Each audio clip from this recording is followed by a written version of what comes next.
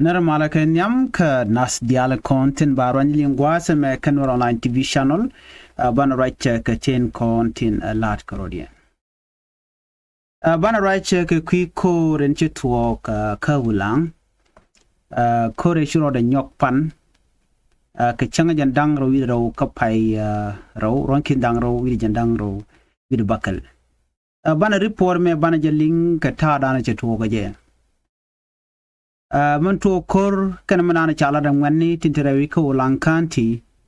men bel kan ni kuma kirm yadit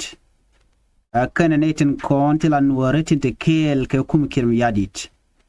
bana ka linga je report me banta ko ken bana ka minyok malat kon ke dundo ken yam chana racha ke jen kwi kore chitwok no baran kula ngajo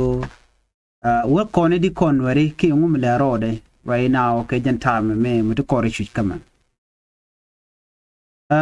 gwazman biangach gwade dane ci korje togo je toga kam gangdor kir kume spele ayo kenwer wayami nyin ken ke deni kirmiyadi la deni SSPDF ka ulang atene to ngwanda la no ngumi tar ka kur ka jamone ka kwi kore pan ko kor chalo iten pan ena ko kanedi ti tin chwal ke de kolar no ne de kwi kir mi yadi wate ga depend kan kana manyam ko ga gwase dan me chi korja to kana ser kan ulang and then cha kuma cha ban which de ni teji ban kanasir chu lang gwa da mo chinar nyok mu na rin tenemet amani me ka kore shi anji oni chikan la do chikan nyok lu dre which ko lang anji oni chikan yin kir me yadit manyam ke international community organization atindo ngare wi ko bi na lok cha ka non ko bi long kuma kir me yadit che jan tai na kare which gwaze china luire wikeje ken korka network ano tene di chiwere wite wallet waka gorchi me chana lingane ano take a job seeker ti chiwere wit to let ka kan organization to tone ko ne dio chi kondi alingane organization ne chala do kan chika jere which men me ano shi chaga jogo no lojere which ko chagu no dong tamal to teten relative peace chu Nuer chu tani ne kalkal chu lore wije ma te chana kula no tandien kan chi man ken ne kwarka ka ulang tinde kelga kirmiyadit mi shi lore jo chika lore jo ka ji kuma kirmiyad chika spelem ig awran basalo gatta ulang we gor kalat kan ji woni ko an ji woni chikan be ka kwin kuma kirmiyadit mi shi chu bre wijo ne ka gwase dan goran kalat la wigur la dong gwada mo baji luk chaji moy kalat chaji moy kalat lokana ataram gorgano da la dar jejek reason cha na moy lat keje keneten kono de kwikir mi yadit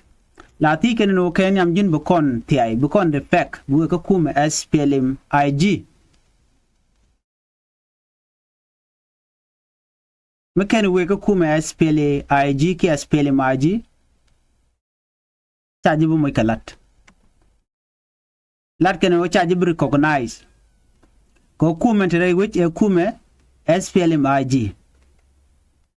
pen kan gat ken pain ken te content ka ulang pen kan kalat ko do mo charan jogo no jin kono tiay brod kon diglire no jin ran kuma ka bi kuma men te dor bi la dior ka social media by could recognize be look so kuji money chu needing money kan je ko bejelong enetin kware jack ka che man ken bone but cha ka muy galat ko lak gor ka population by the way kuma SPLM IG gor ken population ko bi kala popular ko ba ka ngaje ne diala no ye ken tere ko ke karo ke jan gwasme jen man ya mana mo men yerti dial na mo che ngwane che lo den che ja jet ano kuma na mo kan gan werin content re ala to la kwar chikan gul goro de ne dial de ka go gul kan lat ani jang ka so kujamo kan panken buga dil jien buga we ka warap bu ka bargazal bi kan lat kan kala nyin kim yadi bi kan ko latin chikan bula la dor nuare ana so na mo te chwari anyok chane ngajeno tiji SPLIO tiketen la kwar kan ba chikan goro te korm de to but activities netinen kenke jagalo den ke jesalon kuma muku operate ren wore kala rajeno let ken chikana gorne ti chane ken ene cha jela no mi civilian ano ichaje bugun mo kalat mi kan ro kon declare alaran kirm yadit ordinary people can de ni de ka dak me de ka cha ka go let de ka de jono no kon la ro jindi da den bay ko mo kalat bana me a pure international organization chi individual organization ka chi government organization ba tala manang kirm yadit changa kel tala manangaten so milar kano brand ba konti ay bu kono ka pardien namo atara shamudo dien de ko la ro e kach ano intimidation bas intimidation ko brand badwal ko bro chu surrender jemne yana ndam degan ka psychopan everywhere you can see them ka Kampala tandi interriken largeno yen GSPLA ayo kien yen wari bene George bene joirar joy kan wararar re duaren kan wari tem to wen ndien kashamranu kwenda gwada dan tetin ka Kampala che diere jen kan wari ko jemi diere kan wari diesel condemn ni gan wari content chunkel ga kin yadit udun taga longo no biya mal parwe jen wo shin wari anaga 2013 kanya ka naga tama jin wo shamme ke kan yurib ni chi jen wi jaga jam gwane anyok shwa dor nang ka conclusion ko en tek tara bara by the way der ne je ka kon wale runda lo gwaba der gwa ka jien tam ka runda lo je ka ji especially a mitro yar ka community la dongo dor ko changa chi mori jono de benda wi chai bin nok benaken ka tin jegren kon tin chilat ko right now chaji lok bang jiran kwai lo ke bedeni anware ano right now kan me tel mi chali nyirten lat ko no Nuer community agwa mukule luanga na ka mi jeng let kan jende na di kule jogono ke ti ke chong pat gwa me na kana kono jang kwa yele ko no na gen gan manakun namugu yene mugwa anyok wana waga peno de kalat ko shi ka part of SPLMIG namo chirek namo ne jwe ke yapain kun so gor jeno biadun kapchong so ko kure da na chituok she kume SPLIO ana kana SPLIG shi ga shu clash SPLMIO Sudan People Liberation a movement in opposition name Sudan People Liberation movement in government so kan got dangroten content ko teten so kure da na chituok cha de ni assess PDF cha ga jo ke cha ga jo kui wich te kui wich da DNT SPLIO tiketen ajen kule tika kore panesia nen ko cha ka yo kan de content la de ni assess PDF